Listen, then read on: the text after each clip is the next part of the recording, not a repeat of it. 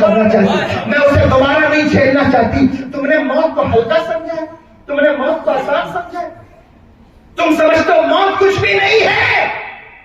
خدا کی قسم, موت کے خوف سے 2 سال تک لوگوں نے گھر کے دروازے بند کیے ہوئے. موت کے خوف سے 2 سال تک اس کووڈ پیریڈ میں لوگوں نے باپ کا جنازہ نہیں پڑھا. موت کے خوف سے لوگوں نے اپنے مرحومین کو غسل نہیں دیا. تمہیں موت کا اندازہ نہیں ہے.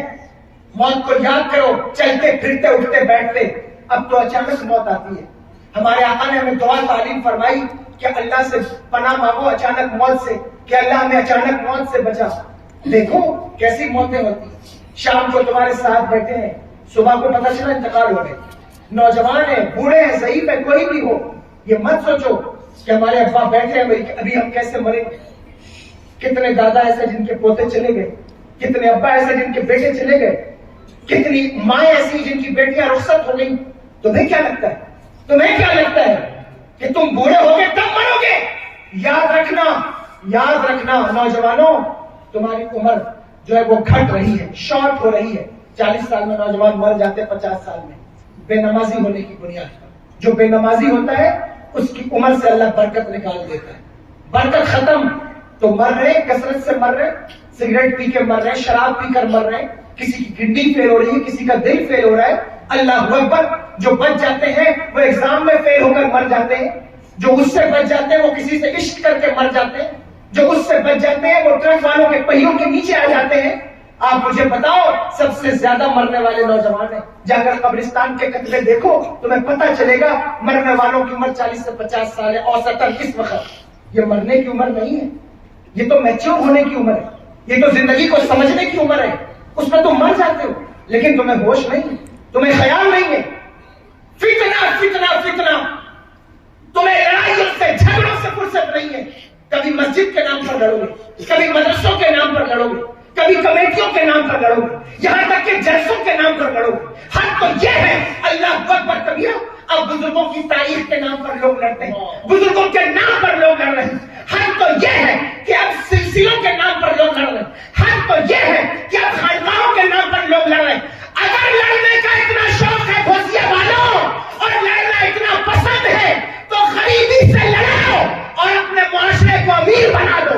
اگر لڑنے کا اتنا شوق ہے تو شرابیوں سے لڑاؤ اور اپنے معاشرے کو پاکیزہ بنا دو. اگر لڑنے کا اتنا شوق ہے تو زانیوں کے خلاف محاذ کھولو. لڑنے کا اتنا شوق ہے تو نبی کے گستاخوں کے خلاف محاذ کھولو. شوق سے ہم لڑنے سے نہیں روکتے. ہم تو خدا کی قسم 1450 سال سے حق کے لیے لڑنے والی کوئی نمبر 1 جماعت ہے تو اسے اہل سنت والجماعت کہا جاتا ہے. لیکن ہماری تلوار جب بھی اٹھتی ہے تو وہ اپنوں کے لیے نہیں اٹھتی, اپنوں کے لیے نہیں اٹھتی. آپس میں لڑنے کا درس ہمارے امام نے نہیں دیا. ہمارے امام نے تو یہ کہا دشمن احمد پر شدت کیجیے, ملحدوں کی کیا مرمت کیجیے, غیظ میں جل جائیں بیٹینوں کے دل, یا رسول اللہ کی قسم.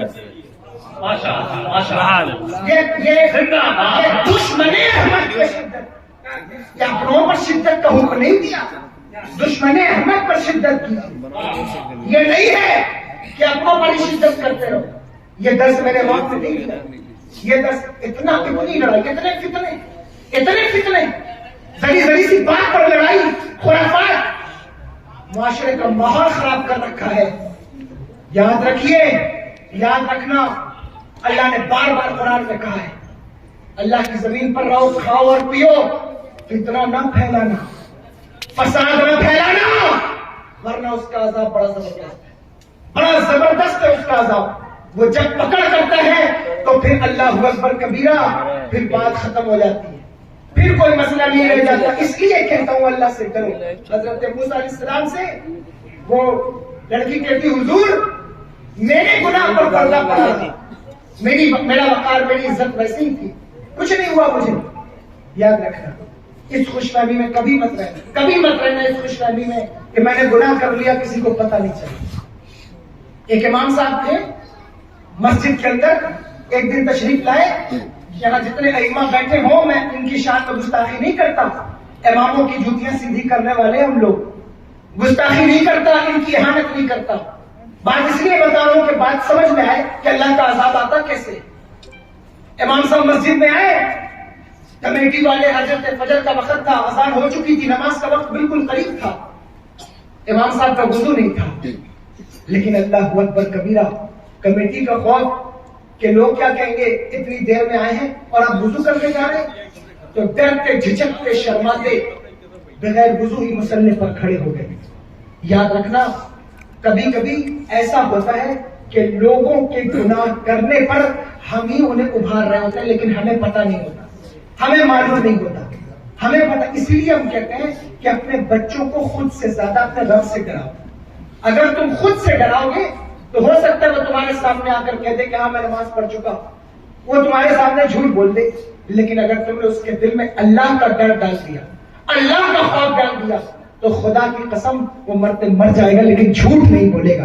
یہ طریقہ اولیاء کی زندگی میں دیکھو. حضور غوث الاعظم کی والدہ نے خود سے نہیں ڈرایا، اللہ سے ڈرایا. حضور محبوب الہی کی والدہ نے خود سے نہیں ڈرایا، اللہ سے ڈرایا. اللہ سے ڈرا دو تو خدا کی قسم وہ چاہے وہ کمرے میں ہو، جلوت میں ہو، خلوت میں ہو یا لحاف کے نیچے ہو، وہ اللہ سے ڈر رہا ہے تو پھر گناہ سے بچ جائے گا. اور اگر تم نے صرف اپنا ہی خوف ڈالا ہے تو پھر ظاہر ہے کہ جب تک تم اس کے سامنے ہو تب تک وہ بچ رہا ہے. جس وقت تم اس کے نظروں سے اوجھل ہو گئے تو پھر ڈر بھی غائب ہو جائے گا. سمجھے آپ؟ اس لیے اللہ سے ڈرائیے. اور یہ مت سوچو کہ ہم نے جو تاریکی میں گناہ کیے ہیں اس کا خبر، اس کی پتہ اس کا کسی کو نہیں چلا. یاد رکھیے، ہم ہی بعض اوقات لوگوں کو گناہوں پر ابھار رہے ہو. امام صاحب کھڑے ہو گئے اور نماز پڑھا دی. کہتے ہیں کہ میں اتنا ڈر رہا تھا کہ یا اللہ کہیں میرے اوپر عذاب نہ آ جائے. آپ لوگ سننے آئے، توجہ ہے، یہ بچوں کو ذرا سا بیٹھا 10 منٹ یا 15 منٹ اور بولوں گا میں، آپ بیٹھ جائیں اطمینان سے تھوڑی دیر، یا آپ کہیں تو میں ختم کر دوں. الحمدللہ ہماری عادت یہ نہیں کہ ہم آپ کو زبردستی بیٹھا کے سناتے رہے، ہماری عادت یہ نہیں ہے. اور اللہ کا شکر سننے والوں کی کمی بھی نہیں ہے، اس لیے ضروری نہیں کہ ہم آپ کو سناتے رہے. اگر آپ چاہیں گے تو میں سناؤں گا، میرا جو کام ہے وہ میں نے کر دیا ہے. سنو، امام صاحب کھڑے ہو گئے ڈرتے ڈرتے، یا اللہ کہیں مجھ پر عذاب نہ آئے. لیکن نماز پڑھا دی. کہتے ہیں جب میں نماز پڑھا کر فارغ ہوا تو میں نے اپنے ہاتھ پیر دیکھے کہ کہیں عذاب کا کوئی اثر تو نہیں دکھتا، لیکن کچھ بھی نہیں ہوا، کچھ بھی نہیں ہوا. میں مطمئن ہو گیا. 2-3 دن گزر گئے. کہتے ایک دن پھر میرا وضو نہیں تھا. میں مسجد آیا تو میں نے سوچا کہ اس دن بھی تو میں نے بے وضو پڑھا دیا تھا. پھر میں کھڑا ہو گیا مصلی پر. میں پھر سے بہت ڈرا، لیکن پھر میری عادت بن گئی. میں بارہا نماز جو ہے وہ فجر کی، عشاء کی بعض اوقات بغیر وضو کے پڑھانے لگا. یہاں تک کہ ایک دن مجھے غسل کی حاجت تھی. اس دن جب میں مسجد آیا تو میں کانپ رہا تھا کہ کہیں آج اللہ کا عذاب نہ آ جائے. مجھے غسل کی حاجت تھی، لیکن میں مسجد کے مصلی پر کھڑا ہو گیا ڈرتے ڈرتے، اور میں نے بغیر غسل کے نماز پڑھا دی. اس دن مجھے بہت ڈر لگا کہ اللہ کا عذاب نہ آ جائے، لیکن کچھ بھی نہیں ہوا. چند مہینے گزرے تو میں نے اسلام کو چھوڑ کر عیسائیت قبول کر لی. معاذ اللہ، اللہ اکبر کبیرہ. کہتے ہیں کہ علاقے کے علماء نے مجھے گھیر کر بیٹھا لیا اور مجھ سے پوچھا، بتاؤ تو مسجد کا امام تھا، تو نے کیسے اسلام کو چھوڑ دیا، تو نے کیسے دین کو چھوڑ دیا؟ کہتا ہے کہ اللہ اکبر، میں نے کئی مرتبہ بغیر وضو کے نماز پڑھائی، یہاں تک کہ بغیر غسل کے نماز پڑھائی، لیکن مجھ پر کوئی عذاب نہ آیا. تو میرے دل میں خیال پیدا ہوا کہ شاید اسلام سچا مذہب نہیں، معاذ اللہ رب العالمین. اس لیے میں نے اسلام کو چھوڑ کر عیسائیت قبول کر لی. اللہ اکبر کبیرہ. کہتے ہیں کہ کچھ بیچ میں ایک عالم دین بیٹھے تھے، وہ جلال میں اٹھ کے کھڑے ہو گئے اور کہنے لگے، بدبخت، اللہ کا عذاب دیکھنا چاہتا ہے، اس سے بڑا عذاب اور کیا ہوگا کہ اللہ نے تجھے اپنے پیارے مذہب سے نکال کر پھینک دیا ہے.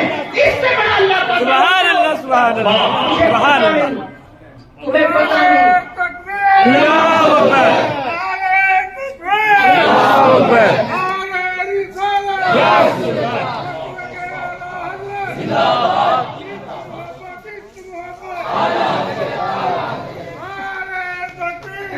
اس سے بڑا عذاب کیا ہوگا کہ اللہ نے تجھے اپنے مذہب سے نکال دیا، اپنے دین سے نکال دیا ہے.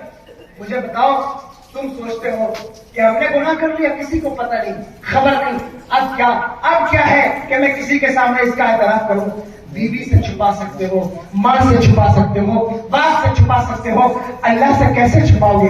کیسے چھپاؤ گے اپنے رب سے؟ اور کیسے منہ دکھاؤ گے مصطفیٰ جان رحمت سرور دو عالم صلی اللہ تعالیٰ علیہ وآلہ وسلم کو علی کا نعرہ لگاتے ہو. جب نوجوان علی کا نعرہ لگاتے ہیں تو مجھے خوشی ہوتی ہے. میں وہ نہیں کہ جو تمہیں نعرے سے روک دوں کہ نہیں نعرہ نہ لگاؤ, لیکن میں کہتا ہوں نعرہ لگانے سے پہلے کردار کو اتنا مزین کر لو, کردار کو اتنا چمکا لو کہ جب تم علی